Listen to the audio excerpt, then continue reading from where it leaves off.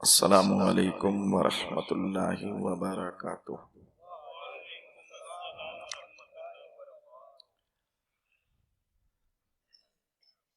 الحمد للہ رب العالمین، والصلاة والسلام علی من کان نبیا وآدم بین الماء والطین، وعلی آلہ الطیبین الطاہرین واصحابہ المکرمین المعظمین وأولیاء الکاملین العارفین الی یوم الدین، اما بعد فاعوذ باللہ من الشیطان الرجیم، بسم اللہ الرحمن الرحیم۔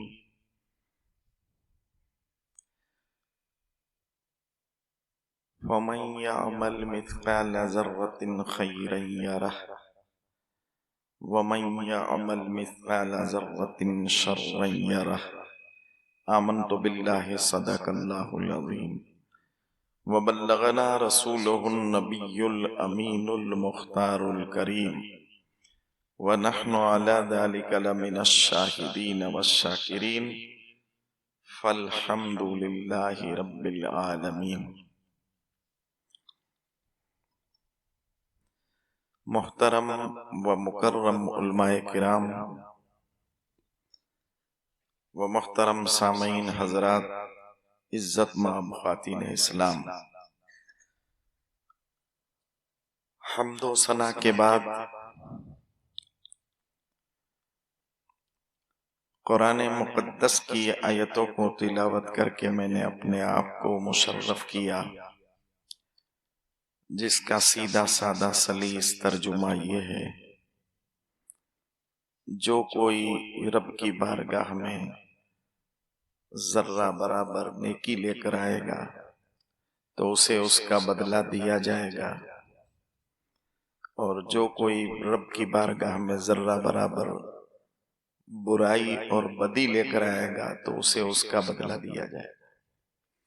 اس کے ماتحت کچھ عرض کرنے سے پہلے ہم سب مل کر آقا انعامدار شہنشاہ ذی وقار گلشن ہستی کی اولی فصل بہار، نائب پروردگار حبیب کردگار شفیع روز شمار، جناب احمد مجتبی محمد مصطفیٰ صلی اللہ تعالی علیہ وسلم کی بارگاہ رسالت میں اپنی محبت کا ثبوت دیتے ہوئے گنبد خضرا کی جانب لو لگا کر بلند آواز سے ہدیہ درود و سلام پیش کریں اور پڑھیں: اللہم صلی وسلم وبارک علی سیدنا حبیبنا و مولانا محمد معدن الجود والکرم والیہ و اصحابہ اجمعین۔ ایک مرتبہ اور درود شریف پڑھیں: صلی اللہ علی النبی الامی و آلہ صلی اللہ علیہ وسلم، صلاۃ و سلام علیکہ یا رسول اللہ، صلاۃ و سلام علیکہ یا حبیب اللہ۔ کچھ عرض کرنے سے پہلے مختصر انداز میں ہدیہ نعت رسول پاک سماعت فرمائیں، پھر اس کے بعد آیتوں کی ماتحت موقع اور محل کے مناسب کچھ عرض و معروضات پیش کروں۔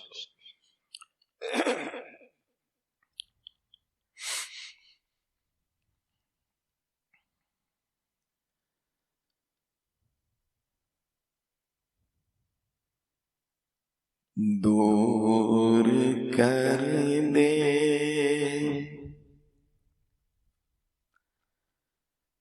جو دین اور ایمان سے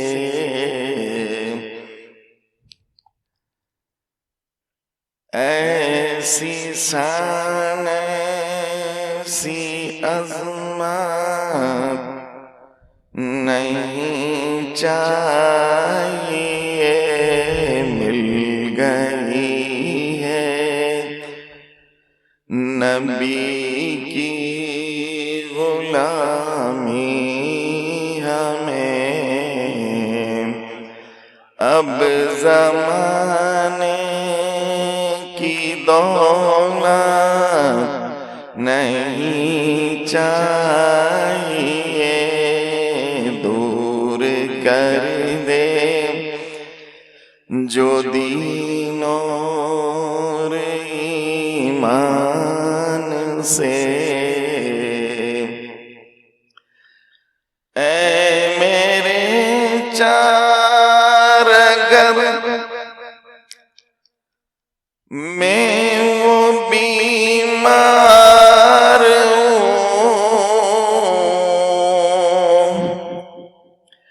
جس کو جھوٹی مسوت نہیں چاہیے، میرے دل میں ہے عشق محمد کا غم، میرے دل میں ہے عشق محمد کا غم، مجھ کو دنیا کی راحت نہیں چاہیے، دور کر دے جو دین اور ایمان سے، ایسی شان ایسی شوکت نہیں چاہیے، ہو مدینہ ادھر اور باغ جنت ادھر، اور پھر کوئی پوچھے میرا فیصلہ، او مدینہ ادھر باغ جنت ادھر، اور پھر کوئی پوچھے میرا فیصلہ ہے، مدینے سے ایسی عقیدت مجھے صاف کہہ دوں گا جنت نہیں چاہیے، دور کر دے جو دین اور ایمان سے، ایسی شان ایسی عظمت نہیں چاہیے۔ اور موقع کے مطابق شعر، بعد مرگ یزید اس کے فرزند نے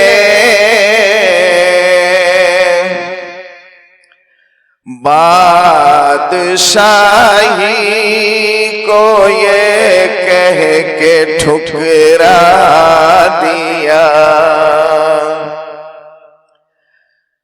بعد مرگ یزید اس کے فرزند نے، اس کا بیٹا جو تھا وہ ولی صفت تھا، بعد مرگ یزید اس کے فرزند نے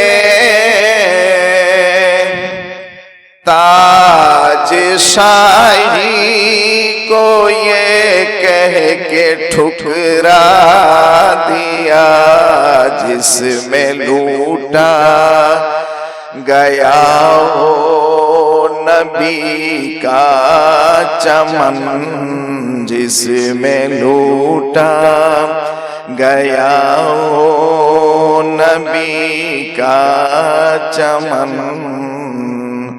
مجھ کو وہ بادشاہت نہیں چاہیے۔ اور آخری کڑی، کتنا پیارا ہے انور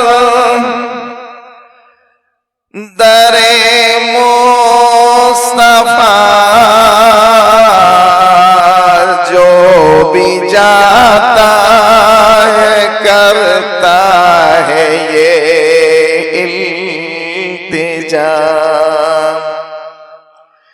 کتنا پیارا ہے انور در مصطفیٰ،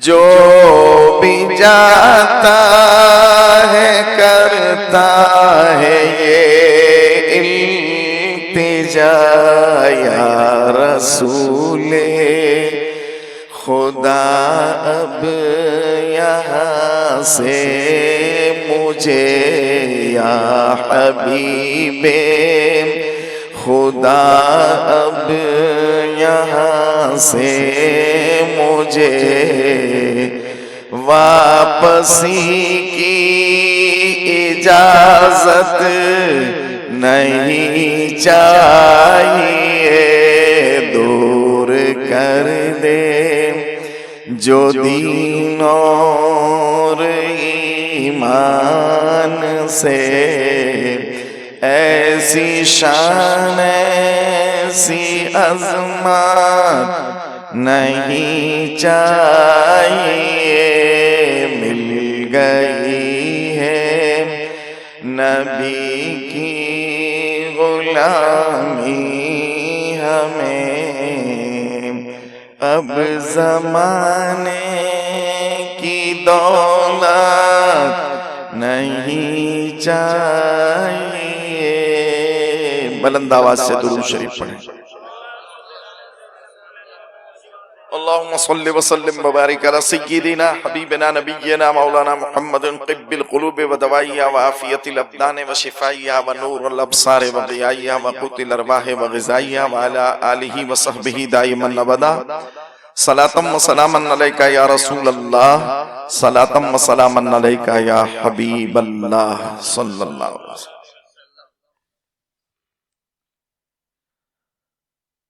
قرآن مقدس میں رب تبارک تعالیٰ نے نیکی اور بدی کا ذکر فرمایا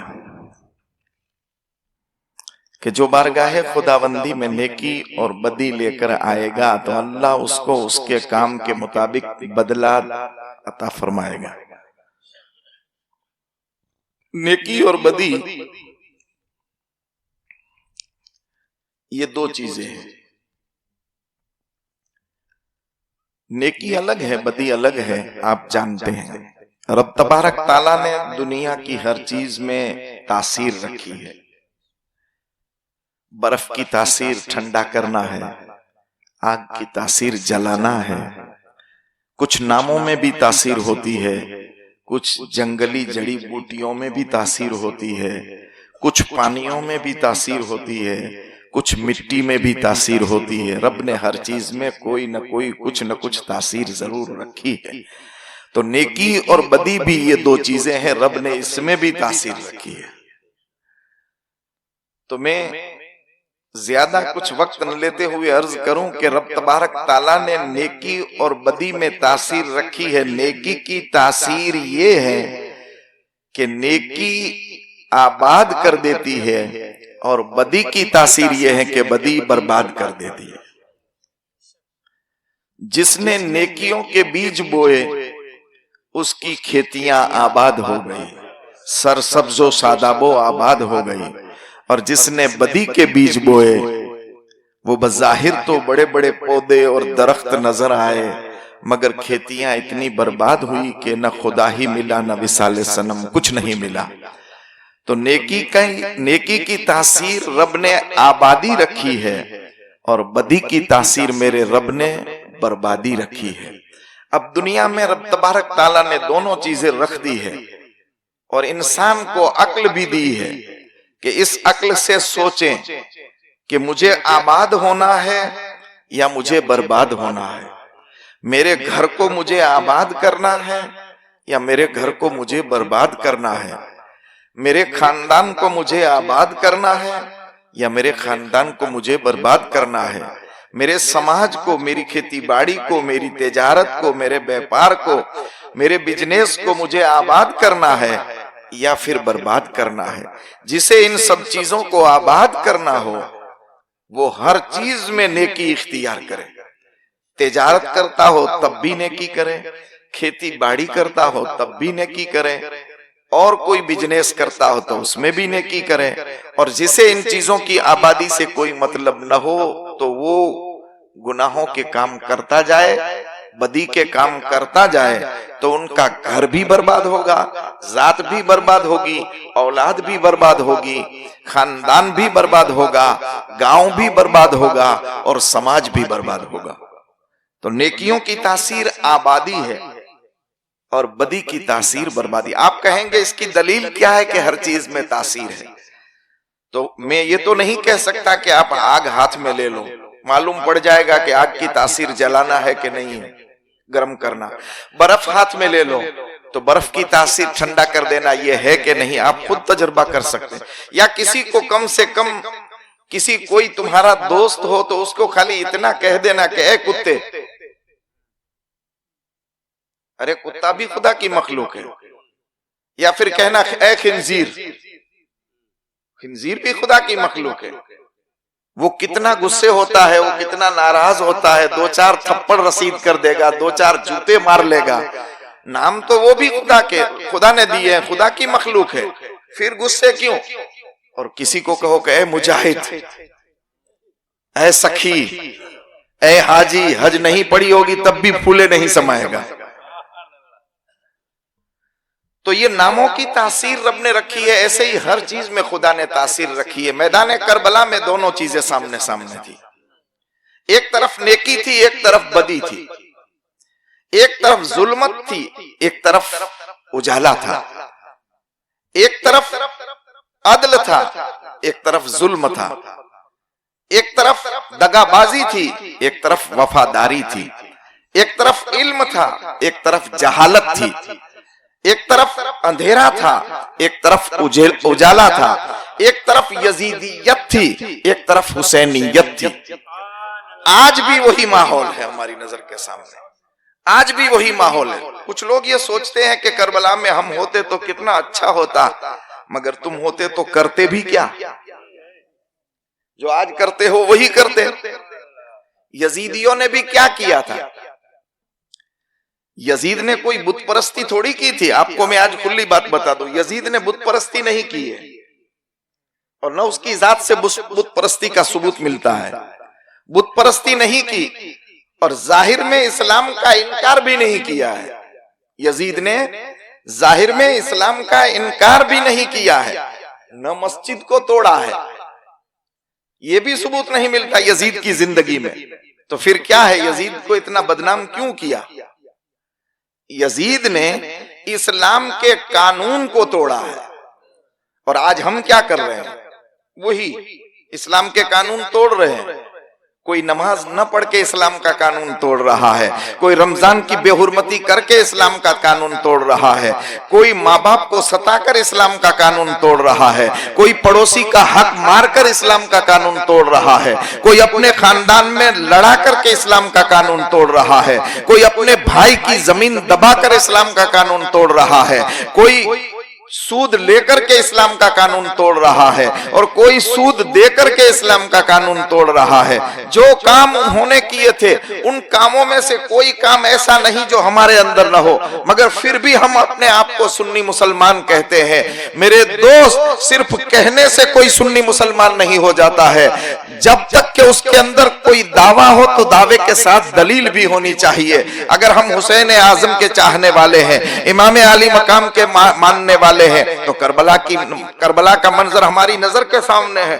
وہاں تو امام علی مقام کے خیمے کے اندر ہر آدمی، چھوٹا بڑا، سب نمازی تھے، سب نمازی تھے۔ یہاں گھر میں ایک بھی نمازی مشکل سے ہوتا ہے، وہاں گھر کے اندر سب صبر کرنے والے تھے، یہاں صبر کرنے والا بہت مشکل سے ملتا ہے۔ وہاں سب اسلام کے قانون کو اپنانے والے تھے، یہاں سب اکثر زیادہ تر اسلام کے قانون کو توڑنے والے ہیں۔ کوئی داڑھی منڈا کر اسلام کا قانون توڑ رہا ہے، کوئی فرض کو چھوڑ کر کے اسلام کا قانون چھوڑ رہا ہے، کوئی حقوق دبا کر کے اسلام کا قانون توڑ رہا ہے. تو وہاں بھی یہی ماحول تھا, آج بھی یہی ماحول ہے. ادھر یزیدی جو تھے وہ کلمہ بھی پڑھتے تھے, نماز بھی پڑھتے تھے, روزہ بھی رکھتے تھے, اور کئی اس کے اندر حافظ قرآن بھی تھے, عالم دین بھی تھے, حافظ قرآن بھی تھے, مگر دنیاوی دولت کی خاطر, دنیاوی حکومت کی خاطر نواسۂ رسول کے سامنے آئے اور انہوں نے ایک ذہن دیا کہ ہر دور کے اندر یزیدیت بھی ہوگی اور حسینیت بھی ہوگی. کربلا میں بھی یزیدیت اور حسینیت آمنے سامنے تھی, آج بھی یزیدیت اور حسینیت آمنے سامنے ہے, اور قیامت تک یہ دونوں جماعتیں چالو رہے گی اور دونوں جماعتیں ہوگی. ایک طرف یزیدیت والے اسلام کے قانون کو توڑتے رہیں گے, ایک طرف حسینیت والے اسلام کے قانون کو اپناتے رہیں گے. جو یزیدیت والے اسلام کے قانون کو توڑے اسے سوچنا چاہیے کہ ہم کس کا کام کر رہے ہیں, اور جو امام عالی مقام کی محبت میں اسلام کے قانون کو اپنائے اسے خوشی کرنی چاہیے کہ ہم امام عالی مقام کے نقش قدم پر چل کر اسلام کے قانون کو اپنا رہے ہیں. کربلا کے میدان میں ہماری نظر کے سامنے دونوں چیزیں تھی, اور ان لوگوں نے یہ بتا دیا کہ جہاں جہاں نیکی ہوتی ہے اسلام کا قانون ہوتا ہے, اسلام کا نور ہوتا ہے, اسلام کا اجالا ہوتا ہے, اسلام کے ماننے والے ہوتے ہیں, اسلام کے قانون پر عمل پیرا ہو کر زندگی گزارنے والے ہوتے ہیں, وہاں پہ آبادی ہوتی ہے. اور جہاں پہ ان قانونوں کو پامال کیا جاتا ہے, پاؤں تلے روندا جاتا ہے, اس کی طرف پشت کی جاتی ہے, اس سے روگردانی کی جاتی ہے, تو پھر وہاں کوئی آبادی نہیں ہوتی ہے. آج ہم ہمارا ماحول دیکھیں تو ہمارا ماحول ایسا بنا ہوا ہے کہ خوشی کا موقع آئے یا غمی کا موقع آئے ہم یہ نہیں دیکھتے کہ اسلام کیا کہتا ہے. اسلام کچھ بھی کہے ہمیں کچھ بھی کرنا ہے. شادیوں کا موقع آتا ہے تو ہم حرام چیزیں بھی کر لیتے ہیں. یہی ہماری مسلمانی ہے, یہی ہماری حسینیت ہے. خالص نیاز کرنے سے کوئی کامیاب نہیں ہو جاتا. خالص شربت کے چند گھونٹ پلا کر کے نیاز امام عالی مقام پیش کر کے کوئی کامیابی کی منزل تک نہیں پہنچ سکتا. وہ حسین اعظم جس کے ایک خون کا قطرہ ساتوں سمندر کے پانی کو شربت بنا کر کے پلا دیا جائے اور تمام آسمانوں زمین کی چیزوں کو کھانا بنا کر نیاز بنا کر کے کھلا دیا جائے, تو حسین اعظم کے خون کے ایک قطرے کا بھی بدلہ نہیں ہو سکتا, اور کما حقہ ان کی بارگاہ میں خراج عقیدت تب بھی پیش نہیں کر سکتے ہیں. کیا اس حسین کے پورے خاندان کے خون کا بدلہ اور کوئی چیز ہو سکتی ہے؟ نہیں ہو سکتی ہے. لہذا ہمیں چاہیے کہ ان چیزوں کو چھوڑ کر دنیا میں ایک ایسا ماحول بنائے اور پیغام حسین اور پیغام کربلا جو ہماری نظر کے سامنے ہے ہم اسے اپنائیں. کربلا آج بھی کربلا کے ریگزاروں سے ہمیں آواز آ رہی ہے کہ حسین کی محبت کا دعویٰ کرنے والوں, زینب کی محبت کا دعویٰ کرنے والوں, خاندان رسالت کی محبت کا دم بھرنے والوں, اگر تمہارے دلوں کے اندر آج بھی حسین کی محبت ہے تو حسین نے نماز سے محبت کی ہے, تم بھی نماز سے محبت کرو. اگر تمہیں ان سے محبت ہے تو حسین نے روزے سے محبت کی ہے, تم بھی روزے سے محبت کرو. حسین نے اللہ کی مقدس کتاب قرآن سے محبت کی ہے. نیزے کی نوک پر سر تھا, سر کٹ گیا تھا, نیزے کی نوک پر تھا, مگر تلاوت قرآن جاری تھی, قرآن سے محبت تھی. تو اس انداز سے اگر تم بھی حسینی ہو تو تمہارے گھروں میں بھی تلاوت قرآن ہونی چاہیے, تمہاری بازاروں کے اندر بھی تلاوت قرآن ہونا چاہیے, تمہاری زبان پر نغمہ قرآن ہونا چاہیے. یہ کیا ماحول بنا رکھا ہے کہ جب دیکھو موبائل کھول کر کے گانا بجایا جا رہا ہے, قرآن کی آیتیں ہمیں یاد نہیں آ رہی ہے,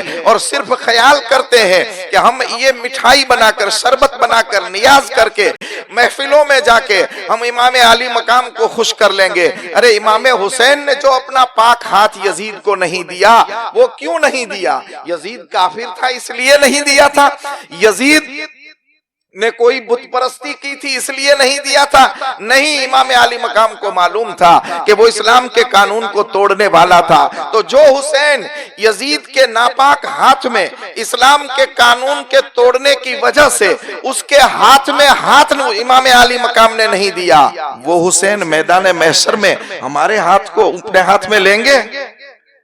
ہمارے ہاتھ کو اپنے ہاتھ میں لیں گے، وہ یہی کہیں گے جو کام یزیدیوں نے کیا تھا وہی کام تم کر رہے تھے، میں نے جس کی خاطر قربانی پیش کی تھی، خاندان قربان کیا تھا، تم نے اس کا کوئی احساس اور پاس نہیں کیا۔ اسی لیے ایک شاعر کہتا ہے قلب میں سوز نہیں روح میں احساس نہیں، قلب میں سوز نہیں روح میں احساس نہیں، کچھ بھی پیغام محمد کا ہمیں پاس نہیں۔ اور وہ زمانے میں معزز تھے مسلمان ہو کر، قلندر لاہوری بہت کچھ کہہ گئے دو مصرع کے اندر، وہ زمانے میں معزز تھے مسلمان ہو کر اور ہم خوار ہوئے تاریک قرآن ہو کر، اور طریقہ مصطفیٰ کو چھوڑنا ہے وجہ بربادی، اسی سے قوم دنیا میں ہوئی ہے بے اقتدار، اپنی غلط روی سے منازل کا بود بڑھتا ہے، مسافروں رویش کارواں بدل ڈالو، نہ سنبھلو گے تو مٹ جاؤ گے ہندی مسلمانوں، تمہاری داستان تک بھی نہ ہوگی داستانوں میں۔ میدان کربلا کا منظر ہماری نظر کے سامنے ہے، قافلہ وہاں سے روانہ ہوتا ہے، کوفہ آتا ہے، کوفہ سے قافلہ دمشق آتا ہے، دمشق یزید کے دربار میں آتا ہے، اور یزید کے دربار کے اندر حضرت زینب کو جب موقع ملتا ہے تو ایسا شاندار فصیح و بلیغ خطبہ پیش فرماتی ہے، کیونکہ شیر خدا کی صاحبزادی تھی، فصاحت و بلاغت جن کے گھر سے نکلی تھی، اس انداز سے خطبہ پیش کیا، ایسی تقریر پیش کی کہ آج تک دمشق کے در و دیوار گونج رہے ہیں۔ یزید سوچ رہا تھا کہ میں اپنے کام سے، اپنے منصوبے سے، اپنے آئیڈیے سے شہادت حسین کو چھپا دوں گا اور دنیا کو یہ دکھاؤں گا کہ میں حق پر ہوں، مگر زینب کبریٰ نے وہ کام کر کے دکھایا، وہ کام کر کے دکھایا اور ایسی تقریر کی، ایسی فصاحت و بلاغت والا خطبہ پیش کیا کہ یزید کے دربار میں جتنے بھی تھے وہ تمام کے دل و دماغ کے اندر یزید جھوٹا ہے یہ ثابت ہو گیا، اور امام علی مقام حق کے لیے لڑے ہیں انہوں نے ثابت کر کے دکھا دیا، اور یزید کے ارادے کو ملیا میٹ کر دیا۔ ایسی محنت کی، بلکہ شاہ عبدالعزیز دہلوی سر الشہادتین کے اندر ارشاد فرماتے ہیں، آپ فرماتے ہیں کہ امام علی مقام کی کربلا کی شہادت کی ابتدا امام حسین کی ذات سے ہوئی، اور شہادت کے کربلا کی اس فلسفے کی انتہا حضرت زینب اور ام کلثوم کی ذات سے ہوئی ہے۔ وہاں دیکھو تو نواسہ رسول کی قربانی وہاں ختم ہو جاتی، وہاں پوری ہو جاتی ہے، وہاں جب شہادت ہوئی تو آپ کا امتحان پورا ہوتا ہے، مگر حضرت زینب اور ام کلثوم یہ مدینہ سے بھی ساتھ میں ہے، مکہ سے بھی ساتھ میں ہے، کربلا سے بھی ساتھ میں ہے، کوفہ سے بھی ساتھ میں ہے، دمشق سے بھی ساتھ میں ہے، اور پھر دمشق کے بعد آگے منزلوں میں بھی ان لوگوں کا امتحان ہو رہا ہے۔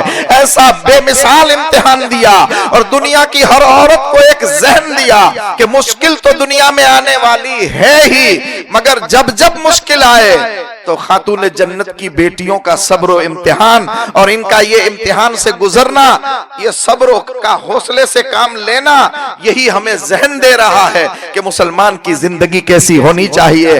یزید کے دربار میں حضرت زینب نے بڑا فصیح و بلیغ خطبہ دیا، ایسا بے مثال خطبہ دیا کہ یزید پریشان ہو گیا، اس کو کچھ سوچ نہیں رہا کہ اب کیا کروں۔ پریشان ہو کر کے اس نے زین العابدین سے کہا کہ زین العابدین اب تمہاری کوئی آخری خواہش ہو تو بولو۔ اس سے پہلے ایک مرتبہ قید خانے میں حضرت زین العابدین نے ایک اور بھی منظر دیکھا تھا۔ قول ہے کہ حضرت زین العابدین نے منظر کیا دیکھا؟ قید خانے کے اندر حضرت زینب ایک مرتبہ بیٹھ کر نماز پڑھتی تھی، بیٹھ کر نماز پڑھ رہی تھی۔ آج ہماری بھی ماں بہنیں اکثر یوں سمجھتی ہے کہ ہم پر کھڑے ہو کر نماز پڑھنا فرض نہیں ہے، پہلی رکعت کھڑے ہو کر پڑھ لیتی ہے، بعد میں بیٹھ جاتی ہے۔ نماز اس طرح سے نہیں ہے عورتوں پر جس طرح مردوں پر نماز ہے، کچھ چیزوں کے اندر فرق ہے۔ کھڑا ہونا، قیام کرنا یہ فرض ہے عورت کے لیے بھی، اگر کوئی مجبوری شرعی ہے تو الگ بات ہے۔ تو حضرت زینب کبریٰ بیٹھ کر نماز پڑھ رہی ہے، تو حضرت زین العابدین نے عرض کی پھوپھی جان آپ بیٹھ کر نماز پڑھ رہی ہے، حالانکہ قیام کرنا تو فرض ہے، ضروری ہے۔ تو حضرت زینب نے فرمایا بھتیجے، اے زین العابدین، اے عابد بیمار، آج 40 دن ہو گئے ہم قید خانے میں ہیں، 40 دن ہو گئے ہم قید خانے میں ہیں، اور یزید کی طرف سے جو کھانا آتا ہے وہ اتنا ہوتا ہے کہ یہ بچے کھا سکتے ہیں، ہمارے لیے پورا نہیں ہوتا۔ تو جب 40 دن سے کھانا ہمیں پورا نہیں ملتا تو اتنی نکاہت اور کمزوری آ گئی ہے کہ اب کھڑے ہو کر کے نماز پڑھنا میرے لیے بہت مشکل ہے، اس لیے میں بیٹھ کر کے نماز پڑھتی ہوں۔ ایسی حالت میں بھی اسلام کے قانون کو، نماز کو نہیں چھوڑا ہے، اور ہمیں ذہن دیا ہے، میری ماں بہنوں کو یہ ذہن دیا ہے کہ ایسی پوزیشن ہو کہ نماز نہ پڑھ سکے، کھڑی بھی نہیں رہ سکتی ہے، اتنی نکاہت ہے، اتنی کمزوری ہے، مگر اس کے باوجود نماز نہیں جا رہی ہے۔ یہاں تو تھوڑا سر دکھا کہیں گے نماز نہیں پڑھیں گے، تھوڑا بہت لڑکے نے پریشان کیا نماز نہیں پڑھیں گے، اولاد اس کی بھی تھی، ان لوگوں کے پاس اولاد نہیں تھی، ارے ان کے پاس بھی اولاد تھی، مگر وہ بچوں کو لوریاں بھی دیتے تھے، بچوں کو تلاوت قرآن بھی سناتے تھے، اور کبھی نماز بھی نہیں چھوڑتے تھے۔ تو حضرت زینب کا یہ منظر دیکھا حضرت زین العابدین نے، قید خانے کے اندر اور بھی کئی چیزیں کمال دیکھے، کرامتیں دیکھی، اور صبر و استقامت کے پہاڑ کے انداز سے خاندان والوں کو دیکھا۔ حضرت زین العابدین سے یزید نے پوچھا کہ تمہاری آخری خواہش کیا ہے؟ اگر تم چاہو تو تمہارے والد کا جو یہ قتل ہوا ہے، یہ شہادت ہوئی ہے، اس کا خون بہا میں تمہیں دے دوں۔ کتابوں کے اندر آتا ہے کہ میں خون بہا دے دوں۔ حضرت زین العابدین نے حضرت زینب سے پوچھا کہ پھوپھی جان، یہ یزید کہتا ہے کہ میرے والد محترم حضرت امام حسین کے قتل کا خون بہا دینا چاہتا ہے، مجھے راضی کرنا چاہتا ہے۔ حضرت زینب نے فرمایا ان کم بخت سے کہو، زین العابدین یزید سے کہو کہ تو کس کس کا خون بہا دے گا؟ علی اصغر کا خون بہا دے گا، علی اکبر کا دے گا، قاسم کا دے گا، عباس علمبردار کا دے گا، اونو محمد کا دے گا، کس کس کا خون بہا دے گا؟ نادان، ہم تجھ سے خون بہا نہیں چاہتے، خون بہا اس وقت لیں گے، دیت اس وقت لیں گے جب میدان محشر میں نبی کریم تاجدار مدینہ جناب احمد مجتبی محمد مصطفیٰ صلی اللہ علیہ وسلم بھی موجود ہوں گے، مولا کائنات بھی ہوں گے، خاتون جنت بھی ہوگی، تب عرش کا ستون پکڑ کر کے خاتون جنت وہاں خون بہا مانگے گی، میرے مولا، میرے خاندان والوں کی جو میں نے قربانی پیش کی ہے اس قربانی کا مجھے خون بہا چاہیے۔ رب تبارک تعالیٰ کی بارگاہ سے ندا آئے گی، اے خاتون جنت، میرے محبوب کی نونہال لاڈلی، لگتے جگر، میرے مصطفیٰ کے جگر کا ٹکڑا، تو خون بہا کیا چاہتی ہے؟ تو حضرت خاتون جنت عرض کرے گی، مولا حسین کے خون آلود پیرہن کے بدلے میں یہ چاہتی ہوں کہ تیرے محبوب کی امت کو بخش دیا جائے۔ وہاں بھی یہ امت یاد آ رہی ہے۔ تو یزید کے دربار کے اندر حضرت زین العابدین سے پوچھا گیا کہ تمہیں کیا کیا چاہیے؟ تو کل میں نے بتایا تھا کہ آپ نے فرمایا کہ میری 5 شرطیں ہیں۔ پہلی شرط یہ ہے کہ میرے والد کا قاتل ہمیں سپرد کر دیا جائے، تو یزید نے اس سے تو انکار کر دیا۔ دوسری چیز یہ ہے کہ آج جمعہ کا دن ہے، میں خطبہ دوں۔ تیسری چیز یہ ہے کہ ہمیں آزاد کر دیا جائے۔ چوتھی چیز یہ کہ شہداء کے سروں کو ہمیں سپرد کر دیا جائے، اور 5ویں چیز یہ کہ ہمیں چین و سکون کے ساتھ شہر مدینۃ الرسول پہنچا دیا جائے۔ تو خطبہ کا جب وقت ہوا، میں نے بتایا کہ خطبہ حضرت زین العابدین نے آخر میں، پہلے خطیب نے دیا، پھر زین العابدین نے خطبہ دیا، اور خطبہ حضرت زین العابدین نے بھی اتنا بے مثال دیا، فصیح و بلیغ خاندان کے سے تعلق رکھتے تھے، ان کے نور نظر تھے، وہ لوگ تھے جن کی زبان پر فصاحت و بلاغت خود ناز کرتی ہو۔ حضرت زین العابدین نے بڑا فصیح و بلیغ انداز میں خطبہ پیش فرمایا، اور خطبے کے اندر جب یزید کو ایسا لگا کہ ماحول بگڑ رہا ہے، سب میرے خلاف جا رہے ہیں، تو یزید نے جلدی سے کہا مؤذن کو اذان دے۔ اذان شروع کی، اللہ اکبر، اشہد ان لا الہ الا اللہ، اشہد ان محمد رسول اللہ جب پڑھا تو حضرت زین العابدین نے اذان دینے والے کو کہا رک جا، یہ نام جس کا تو نے لیا وہ تیرے نانا ہے یا میرے نانا؟ تو یزید اگر کہتا کہ نہیں میرے ہیں تو دنیا لعنت بھیجتی، یزید نے کہا کہ نہیں وہ تو تمہارے نانا ہے۔ تو پھر حضرت زین العابدین نے فرمایا کہ پھر اگر میرے نانا ہے تو ہمارے خاندان والوں کے ساتھ تو نے یہ سلوک کیوں کیا؟ جب یہ بات سنی تو پوری مسجد کے اندر لوگ دھاڑے مار کر کے رونے لگے اور سب لوگوں پر ظاہر ہو گیا کہ یزید مکار ہے، جھوٹا ہے، فریبی ہے، سب اس سے نفرت کرنے لگے اور چاروں طرف نواسائے رسول کی اولاد حضرت زین العابدین سے سب محبت کرنے لگے۔ حضرت زین العابدین پھر بھی ان کی باتوں میں نہ آئے، کیونکہ یہ وہی لوگ ہیں جو کچھ دیر پہلے وفاداری کا ثبوت دیتے ہیں، پھر غداری کا ثبوت دیتے ہیں۔ حضرت زین العابدین نے اپنا خطبہ مکمل کیا اور خطبے میں فرمایا یزید سن لے، ہم اس کی اولاد ہے جس کے بارے میں رب فرماتا ہے مقام کانا کعبہ قوسین او ادنا، جن کی شان کے اندر رب فرما رہا ہے وما ارسلناک الا رحمۃ للعالمین، جن کے بارے میں رب فرما رہا ہے وعلمک وعلم تکن تعلم۔ کئی قرآن کی آیتیں پڑھی اور یزید کے سامنے ایسا خطبہ پیش کیا کہ وہ سن کر کے دنگ رہ گیا۔ پھر یزید نے حضرت زین العابدین کو کہا کہ تمہاری تیسری شرط جو ہے کہ تمہیں آزاد کر دیا جائے تو تمہارے پورے قافلے کو میں آزاد کرتا ہوں اور تمام کو میں چھٹی دیتا ہوں کہ تم قید سے نکل کر کے اب شہر مدینۃ الرسول کی طرف جا سکتے ہو، کیونکہ مروان وہاں موجود تھا۔ اس خبیث نے ہر جگہ پہ خباثت کی تھی اور اتنی ابھی خباثت مروان کی پوری نہیں ہوئی بلکہ آگے اور ان کی خباثت چلتی ہے۔ یزید سے مروان کہتا ہے کہ یزید اب ماحول برابر نہیں ہے دمشق کا، اس لیے کہ سب لوگوں کو معلوم ہو گیا ہے کہ یہ جو قافلہ قید میں ہے یہ نواسۂ رسول کا قافلہ ہے، اور یزید نے جھوٹی بغاوت کے نام سے ان لوگوں کو مشہور کر دیا ہے اور کہا ہے کہ لوٹیروں کا قافلہ ہے، حالانکہ ان لوگوں نے کوئی لوٹ مار نہیں کی ہے، اور یہ مستورات حرم اسیران حرم کا جو قافلہ ہے ان کے ساتھ بے حرمتی جو کی ہے وہ تمام کے سامنے ظاہر ہو گئی ہے۔ یزید کو مشورہ دیا کہ جتنا جلدی ہو سکے یہ قافلہ جلدی سے مدینہ پہنچا دیا جائے، ورنہ دمشق، کوفہ اور موصل اور ان تمام شہروں کے اندر ایسی بغاوت ہو جائے گی کہ پھر ہم اس بغاوت کو دبا نہیں سکیں گے۔ یزید نے جب یہ سنا تو نواسائے رسول کے صاحبزادے حضرت زین العابدین سے کہا کہ اے زین العابدین، اب تمہارا قافلہ نعمان بن بشیر کی سپہ سالاری کے ماتحت میں ان کو مدینۃ المنورہ روانہ کرتا ہوں، قید خانے سے سب کو نکالتا ہے اور جو شہدائے کرام کے سر تھے وہ تمام سروں کو ان لوگوں کو سپرد کرتا ہے، اور پھر جب یہ قافلہ دمشق سے روانہ ہوتا ہے تو کل میں نے بتایا تھا کہ ایک قول یہ بھی آتا ہے کہ پھر یہ قافلہ وہاں سے پھر کربلا آتا ہے، قافلہ وہاں سے پھر منزلوں کو طے کرتا ہوا کربلا آتا ہے اور ہر جسم کے ساتھ ان کے سروں کو ملا کر کے دفن کرتا ہے، اور معتبر قول، زیادہ تر قوی قول یہ ہے کہ پھر یہ قافلہ منزلوں کو طے کرتا ہوا شہر مدینۃ الرسول کی طرف رواں دوا ہے۔ آخر میں وہ منزل بھی آتی ہے جہاں سے یہ قافلہ روانہ ہوا تھا، ثنیۃ الوداع کی گھاٹی آتی ہے۔ یہ وہ گھاٹی ہے کہ 3 مرتبہ انہوں نے ایسے منظر دیکھے ہیں کہ دنیا دیکھ کر کے دنگ رہ جاتی ہے۔ پہلا منظر انہوں نے دیکھا تھا وہ جب رسول رحمت مکہ شریف سے ہجرت فرما کر مدینۃ المنورہ تشریف لائے تھے، چاروں طرف مدینے میں آپ کا استقبال ہوا تھا، لوگ جھوک در جھوک رحمت کونین کے دیدار کے لیے آ رہے تھے۔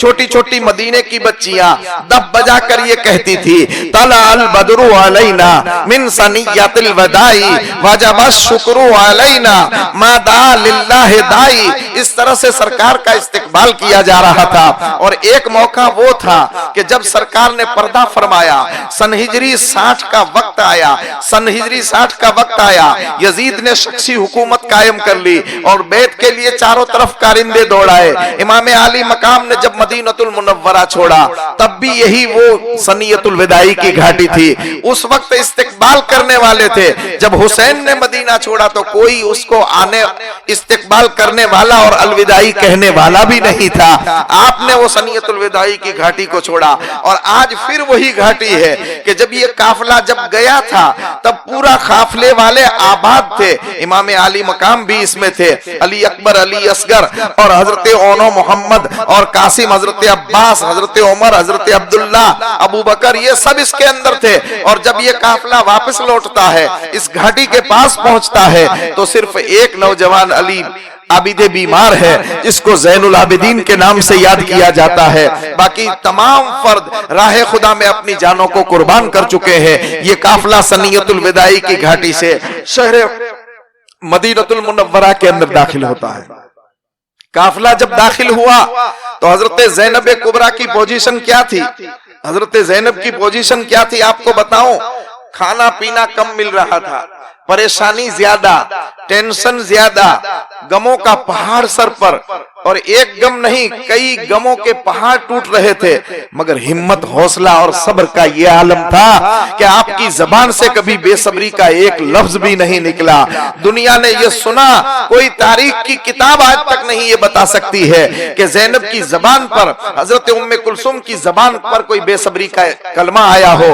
आज तो हमारे पर घर पर कोई मैयत हो जाती है तो लोग, औरतें और मर्द भी बेसब्री के कलमात कह देते हैं। बारिश कभी नहीं होती जैसे अभी नहीं हो रही है, तो मेरे नौजवान कई लाइल्मी की वजह से न बोलने की बातें बोल देते हैं। नहीं बोलना चाहिए। सब्र एक ऐसी चीज है कि हम अपना लेंगे तो रब तबारक ताला उसका बदला बेहिसाब देता है, और जो कौम बेसब्र हो जाती है रब तबारक ताला उसको हमेशा परेशानी के अंदर मुब्तला कर देता है। तो हजरत ज़ैनब और उम्मे कुलसुम ने इतना सब्र किया कि किसी जगह पर तारीख में उनका ये कोई एक कलमात भी ऐसा नहीं मिलता कि उनकी जबान से कोई ऐसे कलमात निकले हो जो सब्र और तहम्मुल के खिलाफ हो।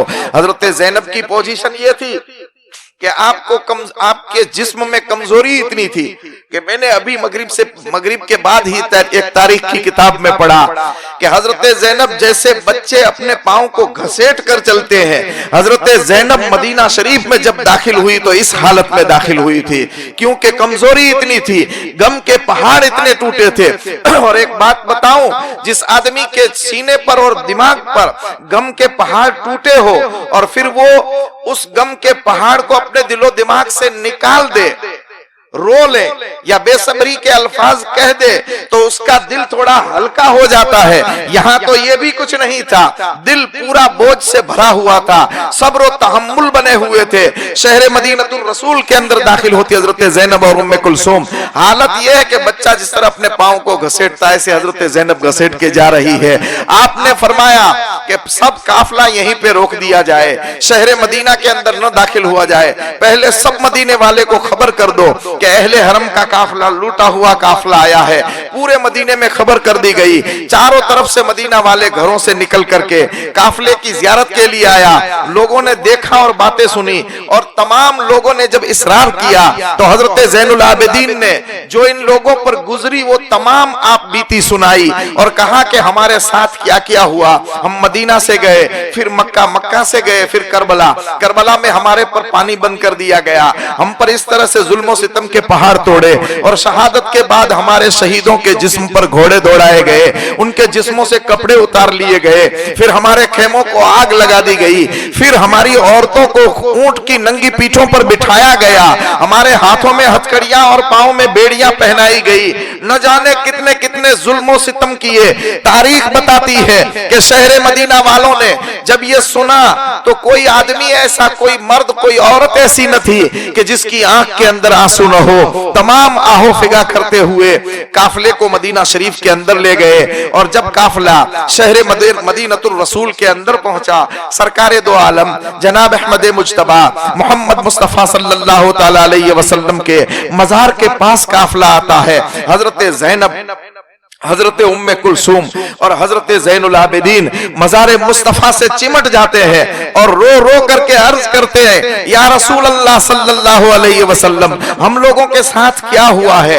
पूरी आप बीती मज़ार पाक पर सुनाते हैं, और हजरत ज़ैनब तो इस अंदाज से मज़ार पाक से चिमट करके खामोश हो जाती है कि आपकी जबान से एक कलमा भी नहीं निकलता है। जो दिल के अंदर जो धुआं था, दिल के अंदर जो गम था, दिल के अंदर जो टेंशन था, दिल के अंदर जो जो चीजें भरी हुई थी, मेरा विजदान ये कहता है कि हजरत ज़ैनब ने अपना दिल मज़ार मुस्तफा से लगा दिया था, क्योंकि वो जानती थी कि ये वो रसूल है जो दिल की हालात को भी जानते हैं। दिल वहां लगा हुआ था, इस दिल से उस दिल की तरफ मुंतकिल हो रही थी खबरें। रहमते कौनैन ने मज़ार पाक में आपकी हालत क्या हुई होगी। ये वो हुसैन के घर वाले हैं जिस हुसैन के लिए मुस्तफा जाने रहमत खुतबा को छोड़ दिया करते थे।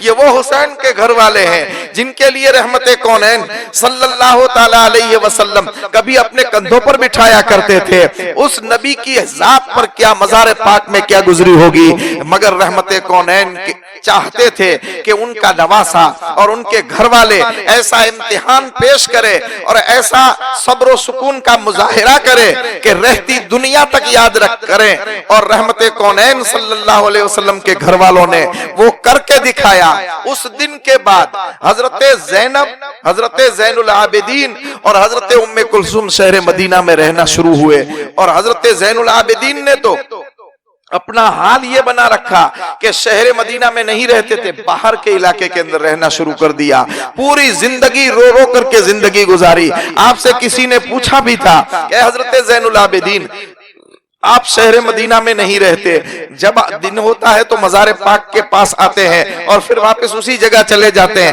آپ فرماتے ہیں کہ دل میرا پوری دنیا سے ایسی نفرت ہو چکی ہے کربلا کے واقعے کے بعد کہ اب میں کسی سے ملنا بھی نہیں چاہتا ہوں، پورا دن عبادت الہی، رات عبادت الہی۔ زین العابدین کی زندگی کی عبادت کا حال یہ تھا کہ لوگوں نے نام تو علی اوسط تھا، نام تو عابد بیمار علی اوسط تھا، زین العابدین کس لیے پڑھا؟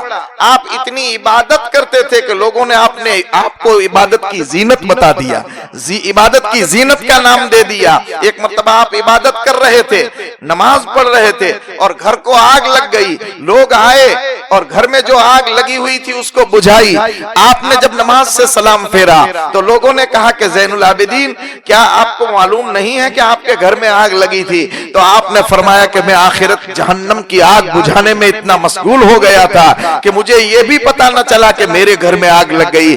اس انداز سے زندگی عبادت و ریاضت کے اندر حضرت زین العابدین نے گزاری، اور حضرت زین العابدین نے پوری زندگی گزار کر آپ کو سن ہجری 75 کے اندر مروان نے پھر زہر دلایا، مروان نے پھر حضرت زین العابدین کو زہر دلوایا، اور اسی محرم الحرام کی 2 دن کے بعد 18 تاریخ کو حضرت امام زین العابدین کی شہادت ہوتی ہے۔ یہ حضرت امام زین العابدین اور حضرت زینب کی بات کروں تو حضرت زینب کچھ عرصہ مدینہ المنورہ میں رہتی ہے، پھر یزید نے دیکھا کہ زینب مدینہ شریف کے اندر رہتی ہے، لوگ اس کے گرویدہ ہوتے جا رہے ہیں، چاروں طرف میرے خلاف ماحول بڑھتا جا رہا ہے، تو انہوں نے وہاں سے دباؤ کیا، حضرت زینب کو مجبور کیا، آپ کو پھر مدینہ چھوڑنا پڑا،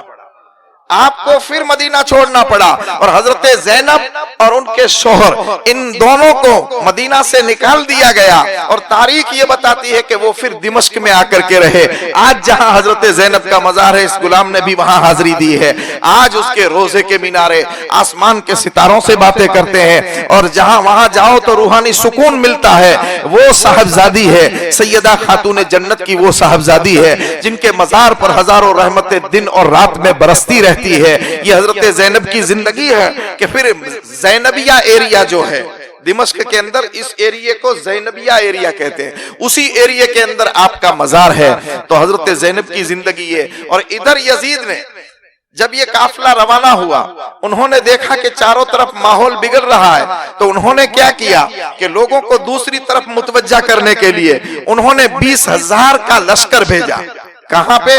شہر مدینہ الرسول، مدینہ المنورہ، 20,000 کا لشکر بھیجا اور مدینہ پر چڑھائی کر دی، مدینہ شریف پر چڑھائی کر دی۔ وہ مدینہ جس کے بارے میں سرکار فرماتے ہیں کہ جو میرے شہر سے دشمنی کرے گا اللہ اس کو جہنم کی آگ میں پگھلا دے گا، جو مدینہ والوں پر ظلم کرے گا پروردگار عالم اس کو دنیا میں بھی برباد کر دے گا اور آخرت میں بھی برباد کر دے گا۔ اس شہر مدینہ الرسول، وہ مدینہ جہاں دن میں 70,000 فرشتے بارگاہ مصطفیٰ میں آتے ہیں اور رات میں 70,000 فرشتے آتے ہیں، وہ شہر مدینہ الرسول جس کی کچھ زمین کے بارے میں سرکار کا یہ فرمان ہے کہ جہاں میرا مزار ہے، جہاں میں سویا ہوں، جہاں میرا مزار ہوگا، اور جو عائشہ کا حجرہ ہے وہ جنت کے ٹکڑوں میں سے ایک ٹکڑا ہے، جنت کے ٹکڑوں میں سے ایک ٹکڑا ہے۔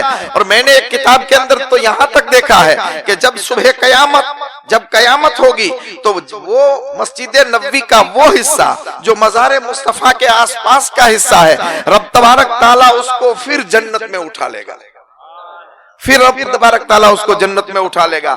تو کہنے کا مقصد یہ کہ یہ مبارک شہر جس کی ہر گلی، بلکہ میں آپ کو ایک محدث کی بات بتاؤں، ایک محدث فرماتے ہیں کہ میں شہر مدینہ المنورہ گیا تو جب میں وہاں گیا تو ایک مرتبہ بارگاہ مصطفیٰ میں نے حاضری دی. دل میں خیال آیا کہ جب مدینہ شریف کے اندر 2 جنتیں ہیں. دل میں خیال آیا کہ مدینہ شریف میں 2 جنتیں ہیں. ایک جنت البقی، ایک جنت البقی اور ایک ریاض الجنہ. ما بین بیتی و منبری روضۃ من ریاض الجنہ. جنت کے ٹکڑوں میں سے ایک ٹکڑا یہ اور ایک ٹکڑا وہ جنت. تو وہ محدث کہتے ہیں کہ میں نے دل میں سوچا کہ مدینہ شریف میں 2 جنتیں ہیں. بس یہ دل میں خیال کر رہا تھا. مسجد نبوی سے میں باہر نکلا، ابھی گیٹ پر پہنچا تھا تو ایک مجذوبہ عورت، پاگل عورت بیٹھی ہوئی تھی جس کے بال بکھرے ہوئے تھے، بال اس کے چہرے پر آ رہے تھے. انہوں نے آنکھ اٹھا کر کے کہا یا اخی تعال الینا، اے میرے بھائی ادھر آ. وہ محدث کہتے ہیں کہ مجھے بلایا ادھر آ اس عورت نے. تو میں گیا. میں نے سوچا کہ یہ کوئی پاگل عورت ہے، لوگ 1 ریال 2 ریال دیتے ہیں تو میں نے بھی 2-4 ریال دے دیے. تو اس نے وہ جو ریال میں نے دیے تھے وہ مجھے واپس دیے.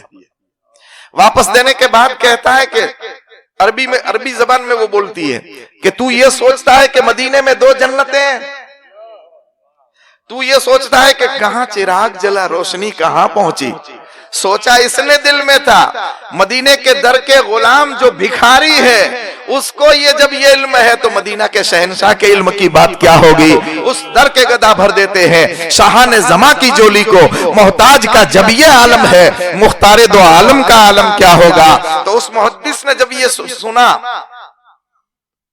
کیا کہا اس مجذوبہ عورت نے کہ تم یہ سوچتے ہو کہ مدینہ میں 2 جنتیں ہیں. وہ تمہاری سوچ ہے کہ مدینہ میں 2 جنتیں ہیں، وہ تیری سوچ ہے کہ مدینہ میں 2 جنتیں ہیں. میری سوچ یہ ہے کہ مدینہ کلہم جنت الفردوس، مدینہ کلہم جنت الفردوس، مدینہ پورا کا پورا جنت الفردوس ہے. اور میں نے جب یہ تحقیق کی تو اس غلام کی چھوٹی تحقیق کے مطابق ایک محدث کا یہ بھی قول ہے کہ پورا شہر مدینہ جنت کے اندر اٹھا لیا جائے گا. تو یہ کہنے کا مقصد اس مبارک شہر پر یزید نے چڑھائی کی اور 20,000 کا لشکر بھیجا. 20,000 کا لشکر بھیجا اور کیا پوزیشن کی؟ عام خون ریزی کی چھوٹ دے دی. چاروں طرف حملہ کرو، ہر کسی سے میری بیعت لو، جو انکار کرے اسے قتل کر دو، جو انکار کرے اسے قتل کر دو. چاروں طرف خون ریزی، خون کی ندیاں، چاروں طرف خون ریزی. گھر گھر کے اندر گھس گھس کر کے یزیدیوں نے مارا. اور تاریخ بتاتی ہے کہ 3 دن تک وہاں کی عورتیں اپنے پر حلال کر لی. ہزاروں گناہوں کے کام ہوئے، عصمت دری ہوئی، نازیبہ کلمات بولے گئے، مسجد نبوی کی بے حرمتی کی گئی، مسجد نبوی میں گھوڑے باندھے گئے، پیشاب اور گھوڑے کے پیشاب اور لید سے مسجد نبوی کو ناپاک کیا گیا. اور 3 دن تک مسجد نبوی میں اذان بھی نہیں ہوئی. مگر ایک تابعی فرماتے ہیں کہ میں مسجد نبوی میں پاگل بن کے بیٹھ گیا، مجذوب بن کے بیٹھ گیا. جب نماز کا وقت ہوتا تھا تو روضہ رسول سے اذان کی آواز آتی تھی، زندہ نبی کے مزار سے اذان کی آواز آتی تھی. اسی لیے تو بریلی کا تاجدار کہتا ہے تو زندہ ہے واللہ، تو زندہ ہے واللہ، میرے چشم عالم سے چھپ جانے والے. سرکار آج بھی زندہ ہے، اس دن بھی زندہ تھے، آج بھی زندہ ہے اور قیامت تک زندہ ہے میرے آقا. اور اسی لیے رب کا قرآن بھی یہ کہتا ہے النبی اولا بالمؤمنین من انفسہم، نبی جو ہوتا ہے وہ مومنین کی جان کی رگوں سے بھی زیادہ نزدیک ہوتا ہے. اور نبی اگر زندہ نہ ہو تو پھر امتی دنیا میں رہ بھی نہیں سکتا ہے. نبی کریم صلی اللہ علیہ وسلم کی مسجد کے ساتھ اتنی بے حرمتی کی گئی اور چاروں طرف مدینہ کے اندر ایسا ظلم کیا گیا کہ ایک صحابی رسول حضرت ابو سعید خدری فرماتے ہیں کہ میں میرے گھر کے اندر تھا، مجھے جب معلوم ہوا کہ یزیدیوں کا لشکر آیا ہے اور چاروں طرف تحس و نحس کر رہا ہے تو میں خاموشی کے ساتھ میرے گھر میں بیٹھا تھا. اتنے میں کچھ سپاہی میرے پاس بھی آئے، مجھے کہا تیرے پاس کیا ہے؟ لا، لوٹ مار کرنے کے لیے. تو میں نے کہا کہ میرے پاس کچھ نہیں ہے. تو ان کمبختوں نے میری داڑھی کے بال کھینچے، میرے سر کے بال کھینچے اور کچھ نہیں ملا تو یہ میرے بال لے کے ہی بھاگ گئے.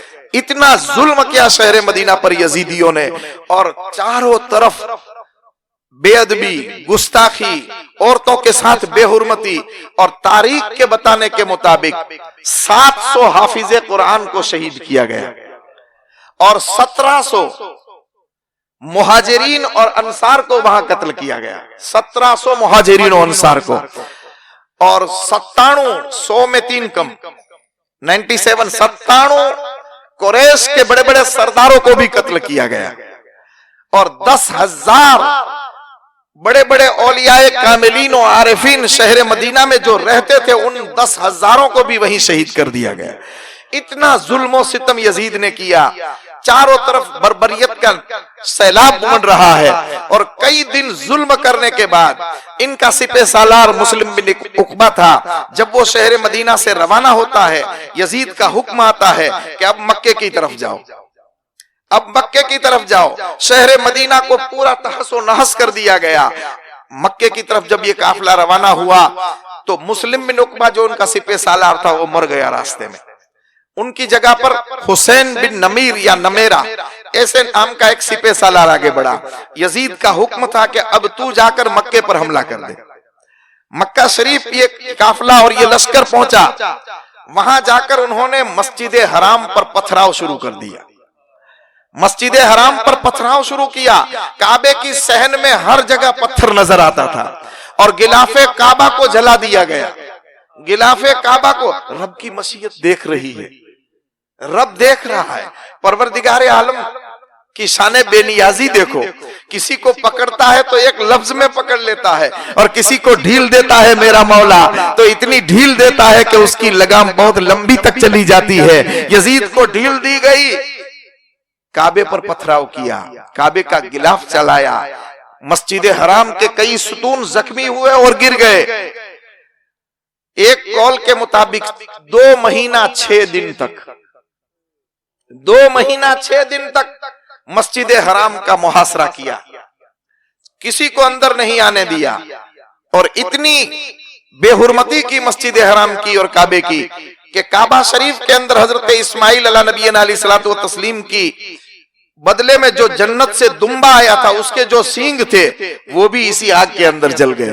حضرت ابراہیم کے کئی تبرکات تھے کعبہ شریف کے اندر، وہ بھی غلاف کعبہ جلانے کے وقت وہ تبرکات بھی کئی جل گئے۔ بہت کچھ ظلم کیا ان کمبختوں نے، بہت کچھ کیا، وہاں بھی کئی لوگوں کو قتل کیا، خون کی ندیاں بہائی، چاروں طرف گھروں کے اندر گھس گر کر کے ان لوگوں نے ایسا ظلم و ستم کیا کہ لوگ پریشان ہو گئے۔ اس طرف کعبے کا غلاف جل رہا تھا اور یزید دمشق کے اندر اپنا پاؤں رگڑ رہا تھا۔ یہ خدائی پکڑ شروع ہوتی ہے۔ ایسی بیماری ہوئی یزید کو، ایک قول یہ آتا ہے کہ ایسی بیماری ہوئی کہ ان کے حکیم نے کہا، ڈاکٹر نے کہا کہ ان کو جنگل میں گھمانے کے لیے لے جاؤ، جنگل کی ہوا ملے گی تو ان کو سکون ملے گا، اور ان کی جو بیماری ہے وہ ایسی بیماری ہے کہ جن کا کوئی دنیا میں علاج نہیں ہے۔ خدائی پکڑ شروع ہو چکی تھی۔ یزید اپنے کچھ ساتھیوں کو لے کر جنگل کے اندر گھومنے کے لیے نکلا۔ جب جنگل میں نکلا تو انہوں نے دیکھا کہ ایک بہت ہی بہترین ہرن سامنے نظر آیا، چمکتا ہوا ہرن نظر آیا۔ یزید اور ان کے سپاہی کچھ ان کے پیچھے دوڑنے لگے۔ جب دوڑتے آگے گئے تو ہرن تو غائب ہو گیا مگر یزید اکیلا رہ گیا، یزید اکیلا رہ گیا۔ جب واپس لوٹا تو تاریخ کا ایک قول یہ ملتا ہے کہ جب واپس لوٹا تو اس نے ایک ایسی آگ کی دیوار دیکھی چاروں طرف سے کہ نہ آگے جا سکتا تھا، نہ پیچھے آ سکتا تھا، نہ دائیں جا سکتا تھا، نہ بائیں جا سکتا تھا۔ سب چاروں طرف دیوار ایسی آ گئی کہ وہ اسی آگ کے اندر جل کر کے خاک ہو گیا۔ اور ان کے ساتھی جو تھے انہوں نے آواز سنی کہ تمہارا ساتھی یزید جہنم کی آگ میں جل چکا ہے، اب تم جاؤ۔ وہ بھاگے وہاں سے اور آئے دمشق کے اندر آئے، اور جب مختار کا وقت آیا ان کو کسی نے بتایا بھی کہ یزید یہاں مرا تھا اور ان کی قبر یہ ہے، تو مختار نے جب اس کی ہڈیوں کو قبر سے نکالا تو دیکھا، معلوم ہوا کہ سب ہڈیاں بھی جل چکی ہیں۔ جب خدائی پکڑ ہوتی ہے تو پھر یہ حال ہوتا ہے. تو مکۃ المکرمہ اور مدینہ المنورہ پر ظلم و ستم کیے اور اتنا ظلم کیا. یزید 3.5 سال تقریباً حکومت کی. 3.5 سال میں ان کو ایسا لگا کہ میں سب کچھ کر رہا ہوں, مجھے کچھ نہیں ہو رہا ہے. مگر رب کی جب پکڑ شروع ہوئی تو 3.5 سال کے اندر نہ یزید رہا نہ یزیدیت رہی. آج جو باقی ہے تو وہ حسین باقی ہے اور حسینیت باقی ہے. اسی لیے ایک شاعر کہتا ہے ذرا قوم کو بیدار تو ہو لینے دو, ہر قوم پکارے گی ہے ہمارے ہیں حسین اور حسین ابن علی, اور موت ایسا ہو نہیں سکتا.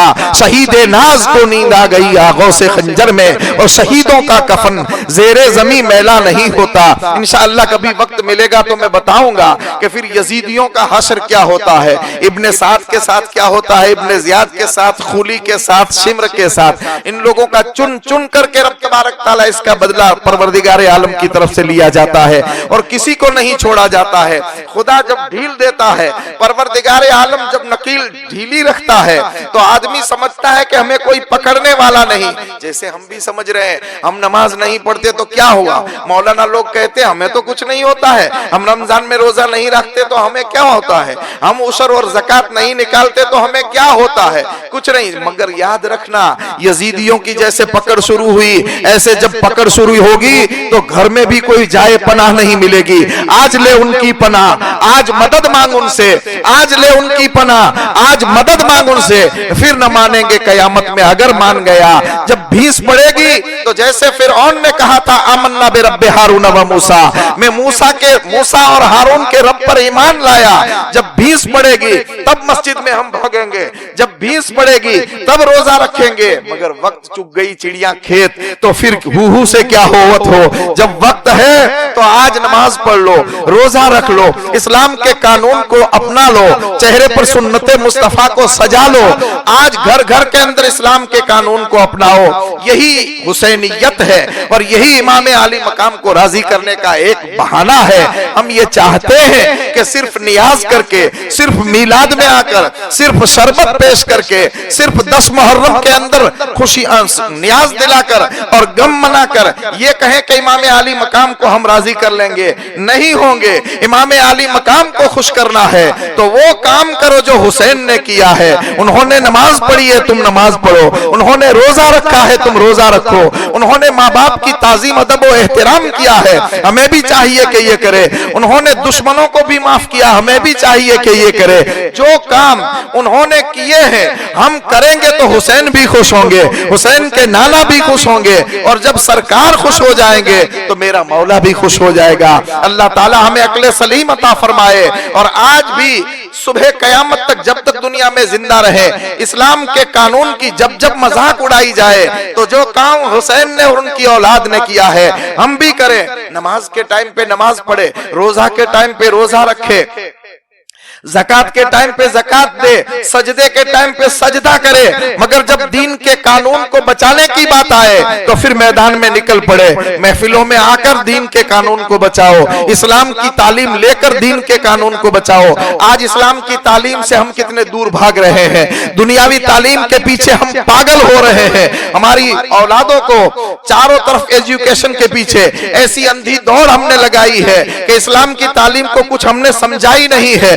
مگر یاد رکھنا اس وقت میں یہ برا ماحول ایسا چل رہا ہے, چاروں طرف بہروپیے نکل چکے ہیں جو علم کا لبادہ اوڑھ کر کے سنیت پر اور اسلام پر حملہ کر رہے ہیں. ہمارے پاس علم نہیں ہوگا, ہمارے گھر میں علم نہیں ہوگا تو نہ ہم ہمارے گھر والوں کا ایمان بچا سکتے ہیں, نہ ہمارے خاندان والوں کا ایمان بچا سکتے ہیں. اگر علم ہوگا وہ علم ہوگا جو علم مصطفیٰ ہے, جو علم حسین ہے, جو علم غوث اعظم ہے, جو علم غریب نواز ہے. ان لوگوں کے پاس جو علم تھا وہ علم اگر ہمارے گھروں کے اندر ہمارے پاس ہوگا تو آج ہم پہچان سکیں گے کہ یزیدیت کیا ہے, حسینیت کیا ہے. یزیدیت ہمیشہ کے لیے مردہ ہے اور حسینیت ہمیشہ کے لیے زندہ ہے. اللہ تعالی ہمیں عقل سلیم عطا فرمائے اور سوچنے سمجھنے کی طاقت عطا فرمائے کہ حق کیا ہے, سچی بات کیا ہے, اور ہمیشہ ایسی میرا مولا توفیق دے کہ سچ بولیں, सच का साथ दे, सच को समझे, सच के साथ रहे और सच को आगे बढ़ाने की कोशिश करे। यही हुसैनियत है और यही इमाम आली मकाम की मोहब्बत का सबक है। बारगाह खुदाबंदी में दुआ करे कि रब तबारक ताला हमें बुजुर्गान दीन के नक्शे कदम पर चलने की नेक तौफीक अता फरमाए। मैं सो जाऊं या मुस्तफा कहते कहते, खुले आंख सल्ले अला कहते कहते, तमन्ना है इलाही मौत यूं आए मदीने में, नजर के सामने खैरुल वरा का आस्ताना हो, दिखा दे या इलाही वो मदीना कैसी बस्ती है जहां पर रात दिन मौला तेरी रहमत बरसती है। वमा अलैना इल्लल बलाग व आखिरु दावाना अल्हम्दुलिल्लाहि रब्बिल आलमीन। अस्सलाम।